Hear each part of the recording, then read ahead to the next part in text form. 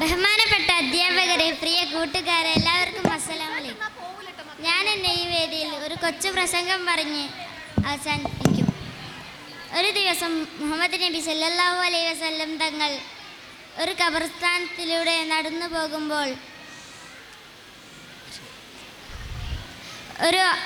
ഒരാൾ കരിയുന്നത് കണ്ടു. അത് കഴിഞ്ഞ് അതേ വഴിക്ക് തന്നെ തിരിച്ചു വരുമ്പോൾ അതേ ആൾ ചിരിക്കുന്നത് കണ്ടു. അപ്പോൾ അയാളോട് ചോദിച്ചു, ഞാൻ പോകുമ്പോൾ കരയുകയായിരുന്നല്ലോ. അയാൾ പറഞ്ഞു, എൻ്റെ കുട്ടികൾ അല്ലാഹു തആലയോട് പ്രാർത്ഥിച്ചപ്പോൾ അല്ലാഹു എനിക്ക് സ്വർഗം തന്നു. ഇതോട് പറഞ്ഞ് ഞാൻ അവസാനിക്കുന്നു. അസ്സലാമു അലൈക്കും.